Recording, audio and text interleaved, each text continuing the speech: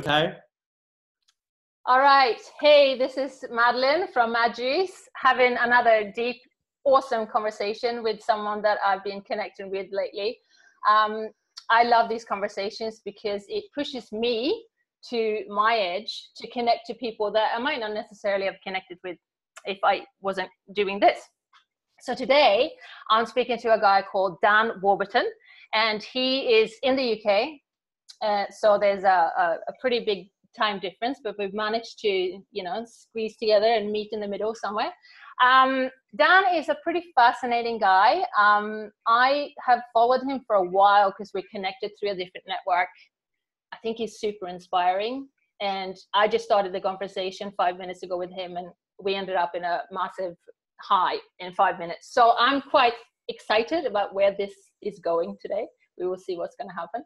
So welcome, Dan. Hello there. Thank Welcome. you so much for this opportunity to be interviewed by you. I've seen you're great at what you do. Thank you. Thank you very much. So what we're going to kick off with, I have this little box of questions, of power questions. And before I get on a call, I normally just pull a question out. And that's how we're going to kick off today.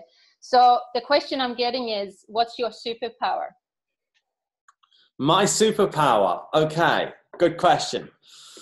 My superpower is to enable people to break through disempowering interpretations and limitations they have of themselves in very, very short spaces of time so that they can step out and access a completely new and inspirational future that they had no idea was even possible to them. That's my thing. That's awesome. That's huge, right? Is that something that you've been, because I don't know you, is this something that you've been figuring out over a long period of time? Is this something that you've always known? No, this has been my whole life's work. My training began when I was very young. When I was 4 years old, I thought I was a hypochondriac. I thought I was going to die of heart attacks. When I was 6, 7, 8 years old, I discovered that telling lies was really good for impressing people. But then the lies, I couldn't maintain the lies. And in the end, they caught up and I was seen as a hoax. And so I was bullied and beaten up quite badly. When I was 14, 15, I got into smoking marijuana and I was stoned straight for about 5 years of my life. At the age of 20, I went completely off the rails on drugs and I couldn't even function in society. By the time I was 23, I started, I'd broken down again by 23, 24, 25. I began asking questions as to why is my life so impossible? Why is it so difficult? Is it going to be like this forever? Why are some people driving a beautiful car? I've got a wonderful house, loving family, great big social circles, and they seem really fulfilled and happy. And why are other people stuck in a 9-to-5 job, staring out the window, wishing they were doing something else, and they're unhappy? But also, why are some people with the house, the family, and all of that really miserable and unhappy? And why are other people in a 9-to-5 job really fulfilled and happy? So the questions went beyond materialism. They went beyond what looks like success from the outside. And these deeper questions brought me into studying all sorts of ancient philosophies, studying ancient religions, right back as far back as Hinduism, dates back 5,500 years old, Buddhism, and then that brought me into Tai Chi. I became a Tai Chi master. And then from there, I had my first coach by the time I was 25, 26. And then that began what's been now 15 years of really deep work on myself to unravel what was a life that was just impossible and so difficult and just unfulfilling all the time. And now I coach entrepreneurs and business owners to create rewarding lifestyles. That's now what I do. And I'm flying all over the world, speaking to thousands of people's audiences in Singapore and South Africa. I got coming up, and my whole life is just, I live now a life of very free, fulfilling, fun lifestyle. So that's all of that is the outcome of me transforming the way I relate to myself and the world. And having carried out this work, it's what's enabled me to have that lifestyle. So let me give this to you in a way that's tangible so that you and the viewers can actually access it. So through doing this deeper transformational work, which is based in ontology, ontology is the study of being. And it's this phenomena of being. So you haven't got animal being or plant being. You know, you've never heard someone say, oh, you're a wonderful plant being. It's only human being. So what is this being part of human? Well, the being part of being human is that it's the one thing that makes us a human being and makes us an extraordinary, unbelievable phenomenon that we should be grateful for with every breath that we take. Because to be human means that not only are we alive, that we have life, but we have life and choice. That's what human means. The ability to choose how we be, how we behave in any given moment, regardless of circumstances. Whereas an animal, something happens, an animal just reacts. A plant doesn't even react, really, in many ways. Some could say some maybe do. But as human beings, we've got the opportunity to not react, to choose how we respond. And so within this realm of ontology, the study of being, it's looking at, okay, how am I being? And there's a classic sentence in ontology which reads, the world occurs how I'm being. So if you can work out how you're being, you've then got the key to unlocking what you create and what happens to you in your life and your lifestyle. And what I discovered through doing this deeper work was that the way I was being ineffective in some way. I was being, I'll never get that job, or I was being extreme in some ways in trying to get noticed and stand out. And I'd done everything from being a DJ, traveling the world, setting world records, growing businesses from me as a handyman to a team of 12, you know, property maintenance, repair guys, all with the matching t-shirts, and me standing at the front with these photos. All of this was, you know, kind of me, you know. So doing this deeper work of ontology, I was brought back to my memories, back to a moment when I was 3 years old. And I was on a double push pram, and I'm sat on the right side, my brother's on the left, and there I was, wonderful and happy, beautiful sunny day. And my mother comes out of this shop and she gave what she bought to my brother and ignored me. And I couldn't believe it. This thing, my brother, I'm 3, he's 1, had taken all the love and attention away from me. I got really angry. So to get my revenge, I leant over and I bit his ear really hard. And he screamed out crying. And my father saw this. He runs over to me and he says, no, you mustn't do that. He's your brother. You must love your brother. And he was very stern and direct with me. And it shocked me. And whilst he's like that with me, my brother's getting cuddled by my mum and loved and whatever else. So I'm completely left out. And in that moment, because of everything that was happening, to me, it was quite natural. It was, I'm not good enough. Nobody wants me. And that's just the way the world was from that moment on. So I had to up my game in getting attention to make sure I was going to survive a world of I'm not good enough. Nobody wants me. And so what happened was that was the hypochondriac. That was, well, actually that was before, but you know, no, it was about the same year yeah. So it would have all been connected. Yeah, absolutely. Then it was telling the lies to try and look good. Then it was taking the drugs to just get chill out time from a world that was so impossible, because whatever I did, I just wasn't good enough and nobody wanted me. And then after that, to then getting into businesses, rebalancing a bit, but then using other healthier ways of getting attention, but nonetheless still trying to get attention. Leaving myself burnt out, exhausted, tired, unfulfilled. Now, most people might think, well, I'm not that extreme. But then many people are in a 9-to-5 job and wish that they were living their dream lifestyle. And many people procrastinate. They know what they need to do to create a lifestyle they want, but they don't do it. You know? And so I believe everybody has these interpretations. everybody has these key moments in our lives where we interpret the world in certain ways.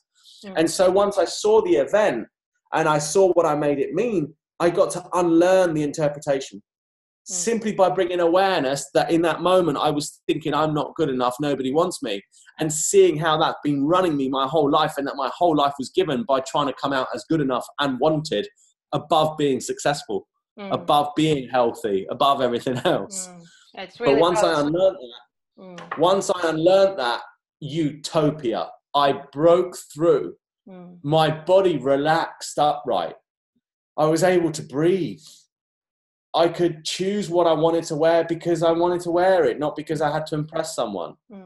I began choosing exactly the kind of careers that I wanted in my life and taking consistent action and not worrying so much if things failed or didn't go to plan. And I could pick myself up quickly and keep going. And as a result, that breakthrough has been so transformational that even my father, after this breakthrough, literally the week after I met him, I rang the doorbell of my home and he opened the door and there was this silence. I didn't have to say anything to him to be liked, to be wanted. I was just able to say, "Hi, Dad."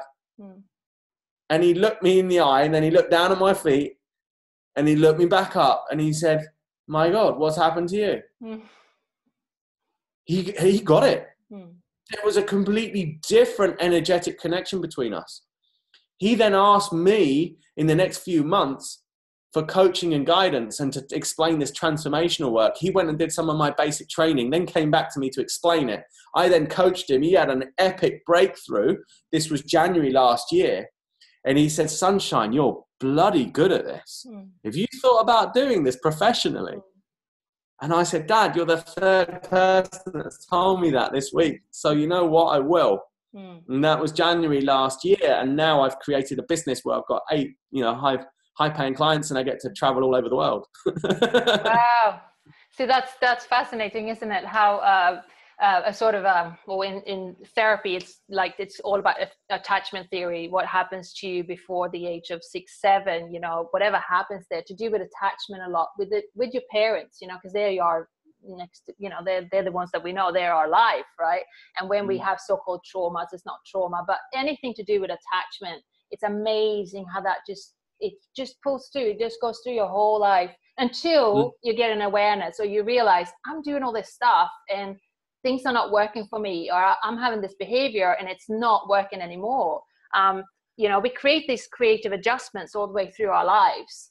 And then until we get to a point where it's actually not working for us, that's when we, come to that awareness and, hopefully people do what you do and actually go and check it out and don't put it in the back of their mind and pretend it doesn't exist anymore. So, and isn't it how cool is it that from I'm not good enough now comes a moment where you're spending this magical time with your dad and you're helping your dad, and the I'm not good enough turns or transforms into I can do this. That's amazing, right? It's such a gift. What you went through as a child has become the gift of your life, really. Yeah. Absolutely. Absolutely, yeah. And I've since managed to see other interpretations, like I'm going to be abandoned. That came from when I was even younger than 3. And when I was 6, another event that happened, I made that mean I'm not noticed. And each time I've seen these interpretations and broken through, the quality of my life has just profoundly deepened. And I don't like psychology. I don't like counseling because it's problem focused. They get a sense of these interpretations and the way that we relate to ourselves and the world.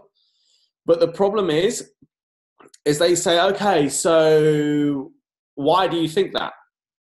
That's not a question to ask. Why do you think that? Where does that lead to? Whereas transformation would ask, "Okay, so now that you get that you invented that, is it true?"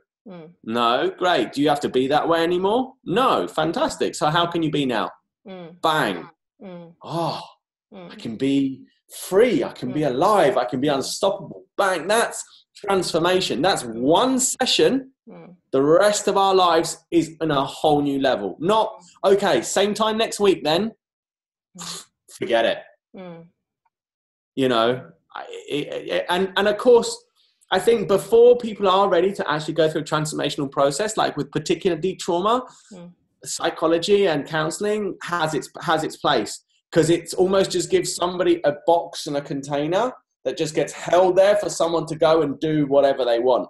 But I found that who's maintaining the space, the container for somebody to go through that awakening process, also owns their own self-transformation and their own breakthrough, then they're able to coach. And coaching, I find, is so much more powerful.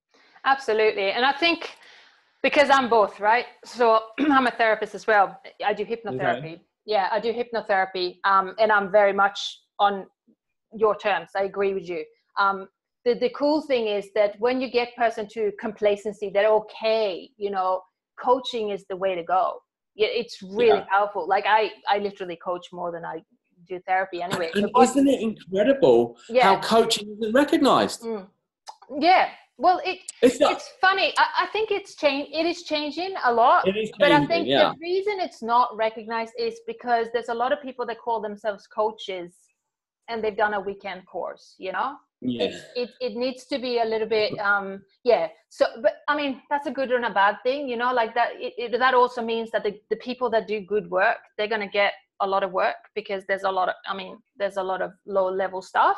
And I'm not trying to diss anyone, but really it's quite easy to enter into coaching, and therapy too. I mean, counseling is hardly regulated anymore, but a good counselor is also a coach.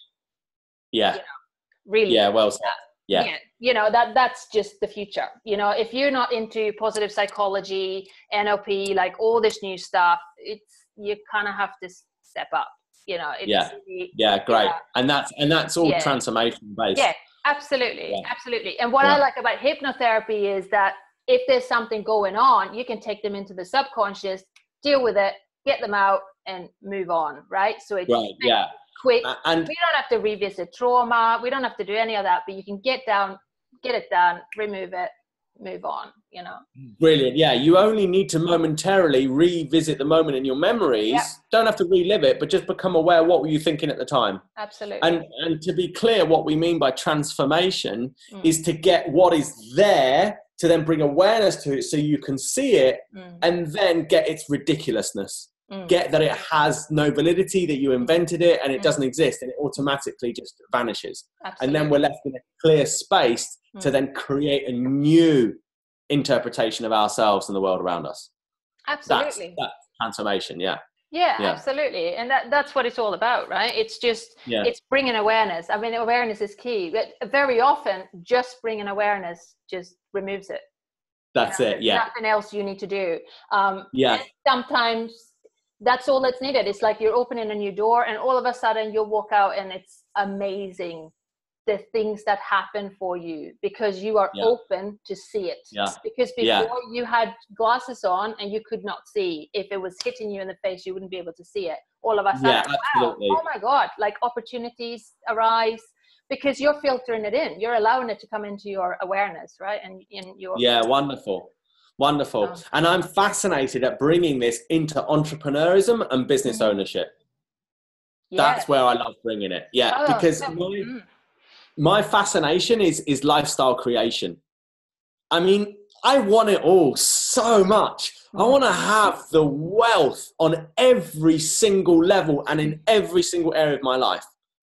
Earning millions, freedom to travel the world, deeply fulfilling romantic relationship, you know, health, and impacting the world in an amazing way, and waking every day feeling deeply fulfilled and significant, like I belong, and I'm leaving an epic legacy. You know? That's beautiful. Yeah, absolutely. And so from that, you know, you just told me your future, right? Yeah. And you can feel it right now. Yeah. So that's, for me, that's the key, right? That's it. Because if you can feel it right now, you've already got it, you know. Because a lot of people think, because I love your vision, it's awesome, right? But it's like a lot of people don't believe that they have it right now, and when you don't create it right now, you're not going to get it as easy. Does that make sense? Like when you're living it, when you're feeling it, because at the end of the day, when you get to your future and you've got your million on all this other stuff that you want, the reason you want it is because of the feeling that you're going to have when you're going to get it. Yeah, very good. We never want the Ferrari. We want the way the Ferrari makes us feel. Absolutely, right? It's true, isn't it? So how can I create that right now? Like, what is in my environment right now, right here, that can expand that emotion? Because once you expand that emotion in the present moment, you're going to get it in the future, because you're telling your brain, oh, I like this. This is something I want more of. Filter in more of it, and it will keep growing. Yeah, absolutely. What I say is the way that we powerfully create our lifestyle is by being a reflection of that lifestyle. Absolutely. So if I'm not good enough, nobody wants me, I will speak like that. I will avoid opportunity. I'll avoid failing at all costs, which means I'll also got to avoid succeeding. And it means I then take actions that forever create and prove to me that I'm not good enough. But if I'm being alive, unstoppable, and free, then I take actions that then are aligned with that then have me experience the world, prove to me that I'm powerful, alive, and free. Absolutely. And I actually, in my work, I've now taken this further. Instead of being a description of a way of being, what I do with my clients is I enable them to create who they are as a commitment. So who I am as a commitment is Dan Warburton, the transformational coach, who specializes in enabling committed entrepreneurs and leaders to cause breakthrough results and live the dream. So that's as a way of being now. And I brush my teeth like it. I read like it. I walk like it. I dress like it. I travel like it. I take someone out to dinner like it. I speak to my family like it. It's become a way of being that I completely submerge myself in it. When I go networking, I go to networking at events where they have speakers with 200, 300, 500, 1,000 people.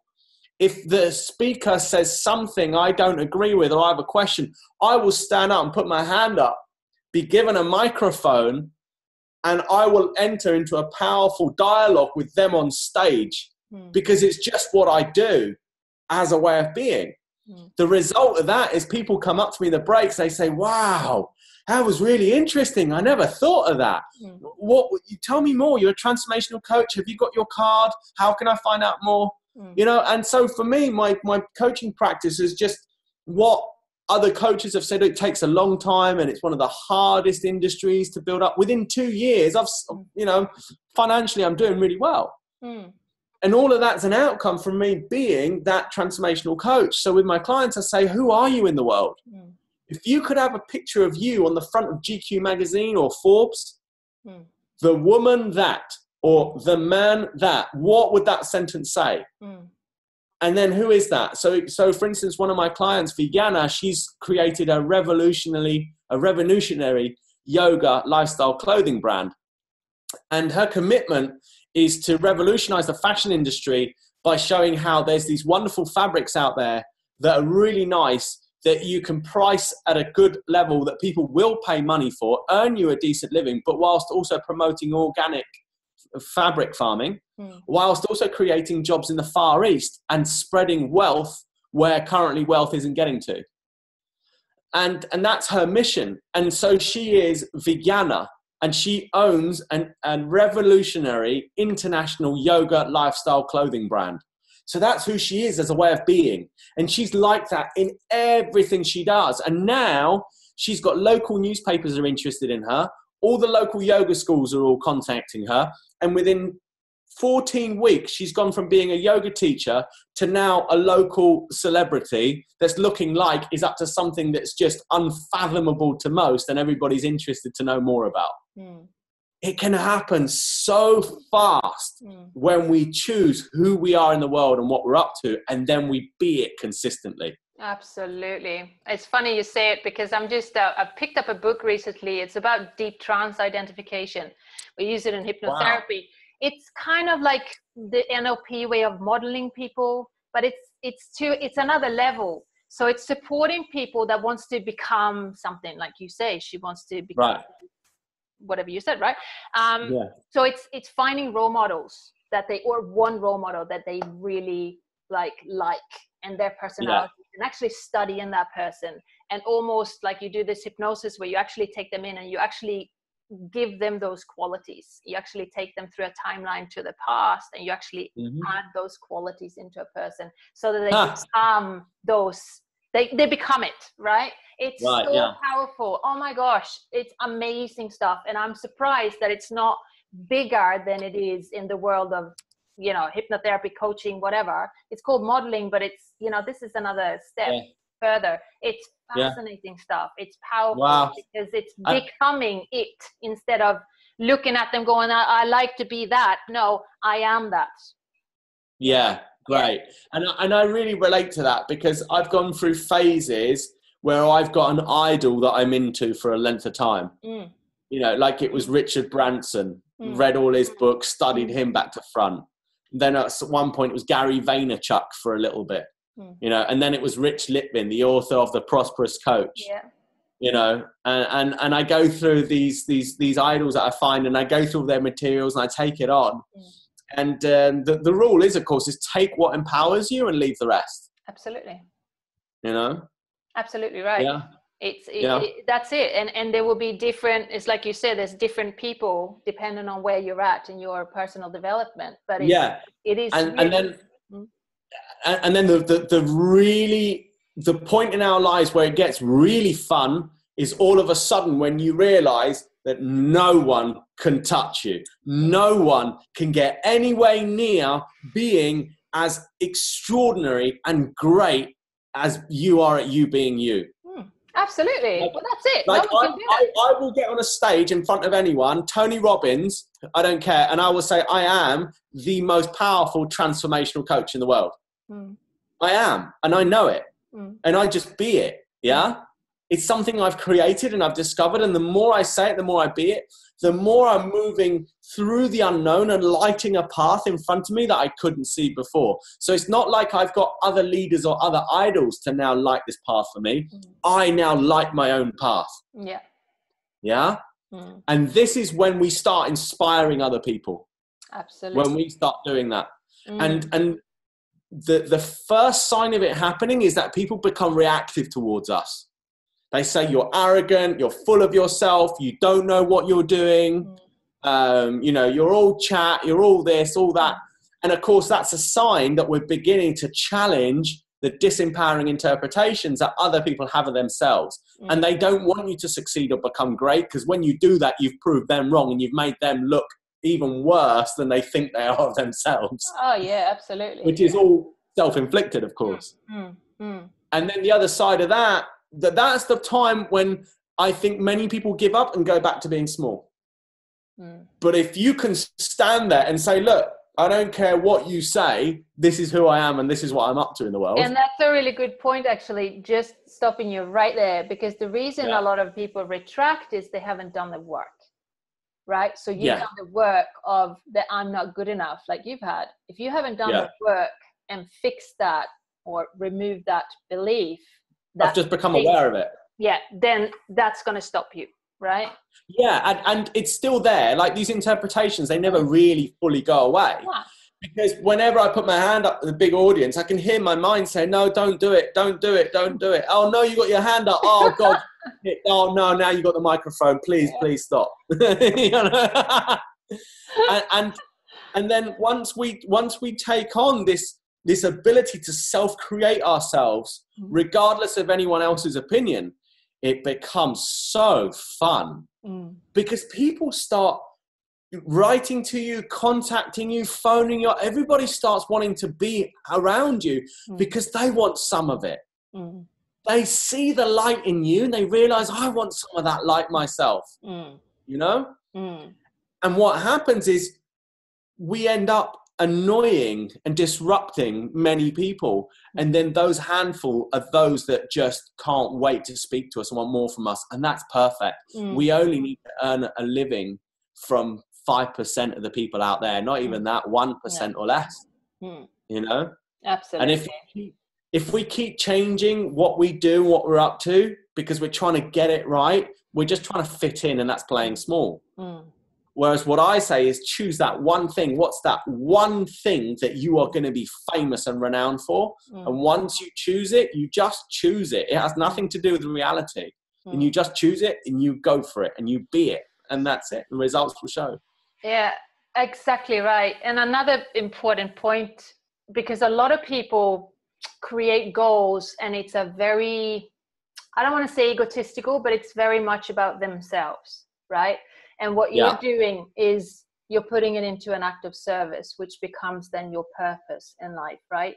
And there's a really big difference in between, actually, because what you're doing is you're wanting to succeed because you want to help other people. You don't want to succeed just because you want more money, you want more of this, more of that. No, you actually want to. I saw a thing that you put up the other day or something to do with, I need to do something about this, and it was to do with the world. It's to do with plastic in the ocean, right? All the plastic in the sea and the ocean. Yeah, exactly my mind. Yeah. Exactly right. So what I'm saying is, you've got a heart-centered approach to achieving what you want. And that's a really important part. And to make that accessible for everybody else, as long as we're being a disempowering interpretations of ourselves and the world around us, our whole life is consumed about us, me. Because as long as I'm not good enough, nobody wants me, I'm in such a threatening world that I'm completely consumed by making sure that I am good enough and I am wanted. It's only through breaking through that I could finally just speak to people honestly and put my hand out and say, I'm sorry, I didn't understand what you said there. Could you say it again? Yeah, but when I'm just not good enough, nobody wants me, I will just duck and hide and disappear. But now that I'm free of that, I can be fully expressed and I can move from pleasing to serving. To please is like we're all brought up in the world where our mother and father, they say, you eat all your dinner, you can go out to play. Do your homework, and then I'll take you out to the park. And so we say, yes, mum, yes, dad. So we learn to please. And then there's the etiquette, and then the fitting in, and the trying to get it right, and the sitting upright, and mustn't cause harm or upset anyone. And then we're left in this realm of pleasing. We're useless at coaching anyone if we're trying to please, if it's for self-gain. Like, I will only offer paid coaching to someone when I've spent enough time with them before they've given me any money to know that they are genuinely going to absolutely fly with my coaching and they're up to something great in the world, And so now, now it's about being from the heart, because I've recognized that the universe works the opposite to how most people think. It's not if you work hard, you can create all the world's riches and the fulfillment. It's actually more if you commit to the service of others, and if you commit to making other people become wealthy and become healthy and just make that your sole aim, the universe just takes care of you with so much abundance and wealth. It's extraordinary. But before we get to that, if we're confronted and not taking consistent action and feeling a deep quality of life, there's some interpretation that we're surviving. And we've got to do the deeper work to transform and break that through. Because before we've done that, we're too self-obsessed and we can't be heart-centered. Absolutely. And, I always talk about, most of us live up here. It's all mind. It's all in the mind. We need to, control everything. It's all mind stuff. As soon as you go from here to here, half of the work has been done already. Like really teaching people to get to here instead of trying to solve everything with this little thing. We got more neurons. We got more neurons down here than we have up here, and this controls that anyway. We just think that the mind runs the show. It doesn't. It doesn't run the show at all. The heart does. It's always done, but we get disillusioned. And it's been one of my biggest mysteries has been this being from the heart. Get off of this hippie crap. Like, what does it actually mean? Come on. And it's taken me years to get it. And I think all it is that here is the survival, here is the creation. Yeah. That's all it means. And when we're not in a place of survival, when we come back into our center and to relax, we naturally find ourselves being loving and caring and wanting fun and just to enjoy life and to have everybody else enjoy it with us. And that's from the heart, you know? Yeah. I mean, it's told in every storybook since forever. That's what it is. It's like when people get to this space, because that's appreciation, gratefulness. People talk about, how important it is to be grateful. All it means is you're going from here to here. You're looking at life and going, wow, what can I appreciate? What's in front of me right now that I can say, oh, wow, thank you. Thank you. Yeah. It's so easy and it's so freaking powerful, and we forget because we think it's difficult. And the funny thing is when you master this, selling becomes so easy. Of course. Because firstly, if you're from your heart, you only deliver something that's from your heart, your product or your service. So then you know that what you do is going to improve the quality and the life of others.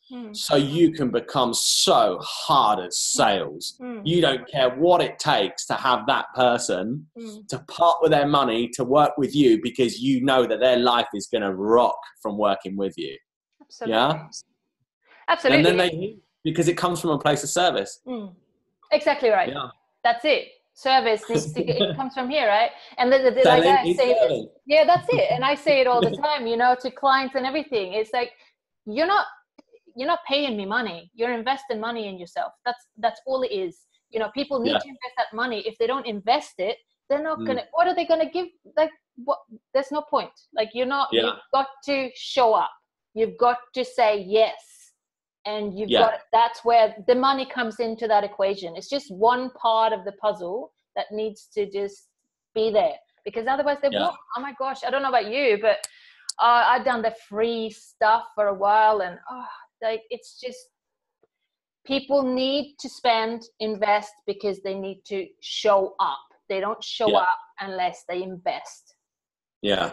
Simple. Yeah, absolutely. So, right. You've got a super busy life. You're helping people. You've got this whole vision and mission. What do you just do? Stop you there. My life isn't that busy. No, your life isn't busy? It just sounds busy. I've currently got 8 coaching clients, so I've got availability for 2 spaces at the moment. That's 8 hours coaching a week. Yeah. I've now built up a reputation that people are coming to me wanting to work with me, so now I don't need to network.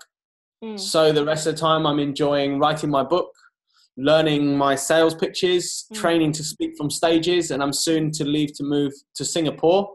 And then from there I'm traveling all over the world to speak at events, but I don't do busy. We'll rephrase the word. What I mean is, you've got a lot of things happening, because I think as a naturally, that's just, I recognize that in myself. I just love what I do. So I kind of just do that. A couple of weeks ago, I said, I'm going to need some time off. And I took a couple of time off, and I ended up not doing what I loved. And I walked around going, what am I doing? Like, this is I didn't know what to do with myself. Because I love what I do. So how can I not do it? It's just a weird thing, right? So it's just a natural thing that you do. Is that right? Yeah, brilliant. Love it. Yeah. Because, you just love being inspired and learning new things, and, you want to learn as much as possible. So, I know you've talked about, you become the person you want to be and all this stuff. Do you have any sort of rituals or routines or things that you do daily or weekly that you feel like it's really supporting you to become who you want to become, or who you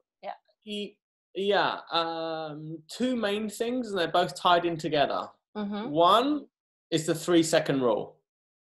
So the 3-second rule is this consistent practice of recognizing when I'm procrastinating or avoiding something. And then as soon as I notice that, 3, 2, 1.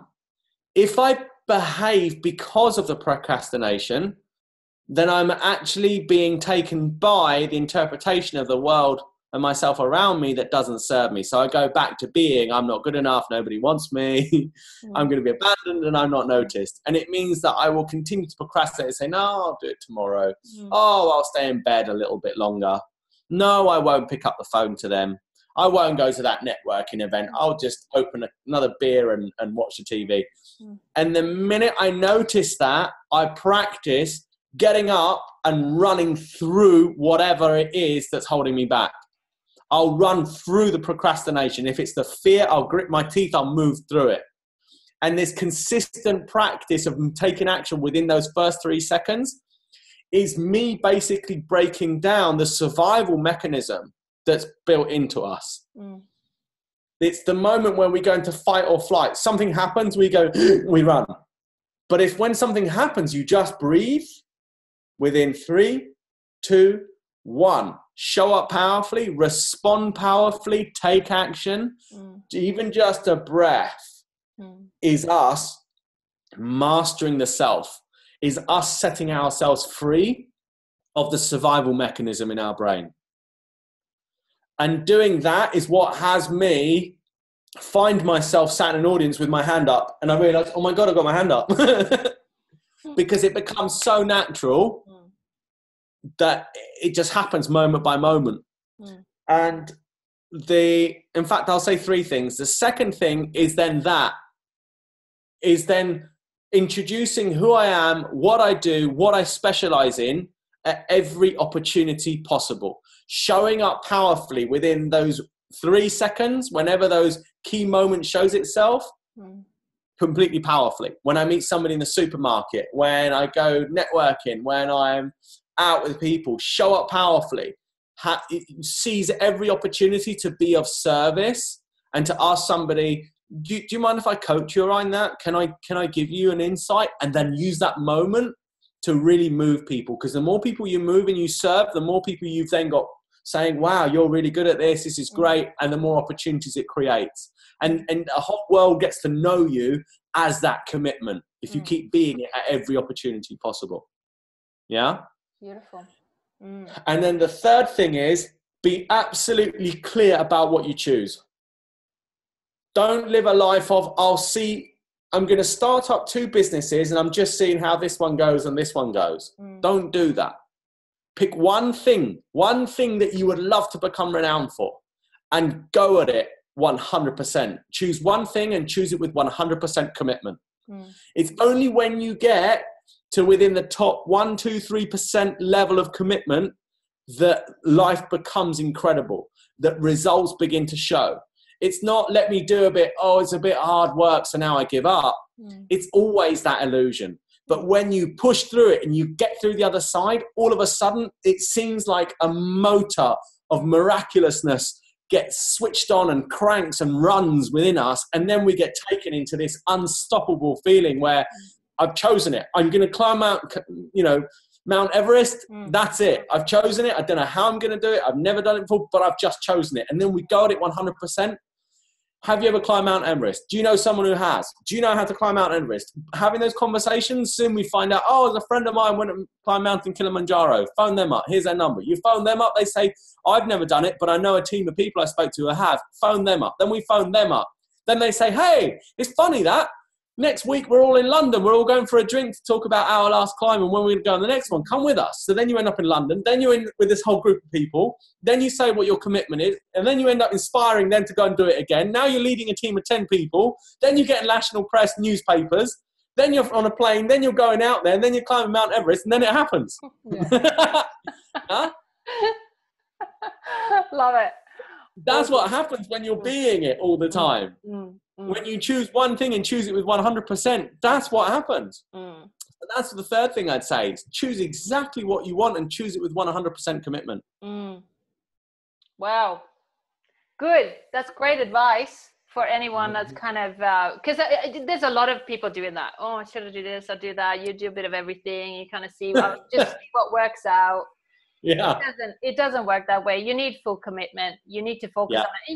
You can always move, things, you can always move along that path, but that commitment is important. The key is defining the destination on the map. That's the choosing. How you get there will show itself. You know? You know, I always dreamed of buying land in the south of Portugal and designing and building my own dream home that's ecologically, you know, self-reliant and doesn't need to be connected to the grid. And all of a sudden, I go out to Singapore just purely on the off chance of networking that I might be able to create something. I end up meeting the managing directors of the world's biggest events organizers, Success Resources, knowing I want to be a speaker. Funny that, isn't it? And then they say, we're always looking for speakers and you speak English very well and you're dressed well. You know, we're willing to put our time into you. I said, okay, great. So there's quite a lot of opportunity for me to speak on your stages around here. They went, yeah. I said, okay. Would it be a good idea if I moved out here? They said, well, if you want to. And I said, okay, that's great. I'll move out here. And they couldn't believe it when they got my commitment. So now they're really showing up for me in their investment back, right? But this thinking like that and being that way, it's creating now for me to now wondering, well, am I going to end up doing that in Portugal? But now I realize it's actually the hot weather and the being by the sea. And all of a sudden now I've realized that in Thailand, you can buy land for so cheap and design and build a palace for next to nothing compared to here in Europe. So now I'm wondering, this is interesting. Where's this going to go? But I know I'm going to end up in this beautiful home by the sea, having dinner parties every other weekend with 36 people all sat around a long table.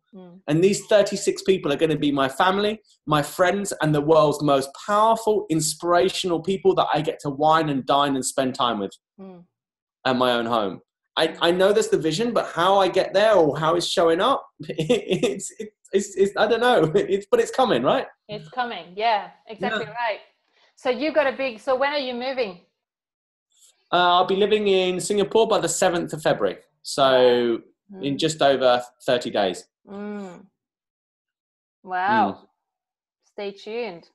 See what happens. Yeah. I'm looking forward to seeing your journey, your continuous journey. It's been amazing so far. So thank you. Where it takes you, hey?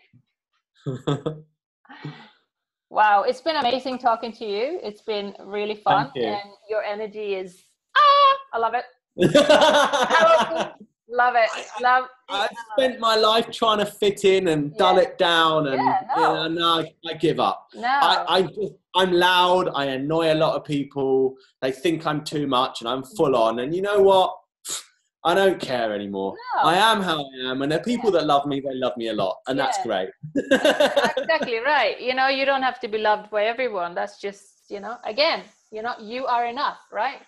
The way you are is perfect. So it's good. So before we go, I do quick 5 questions, or I start the sentence and you'll finish it off. Right. Yeah. And with that, I would just like to say thank you for taking the time out to have a chat with me. Absolute pleasure. I've loved it. I've loved being interviewed by you. It's been really fun. And I'm really wishing you all the luck. I know you're going to do really well. And maybe I'll see you on a stage somewhere in the future, hey? Yes. I'd love that. Okay. Cool. All right. So, the quick 5. The world is... extraordinary. I love it when...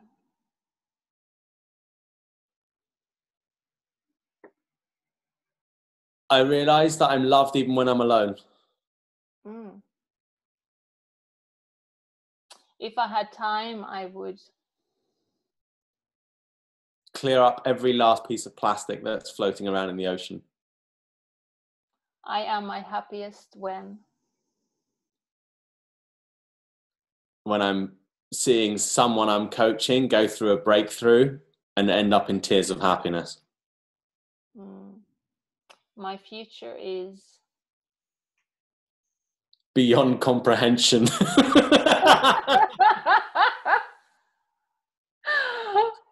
Thank you so much, Dan. It's been an absolute pleasure. Brilliant. Thank you so much. Thank you.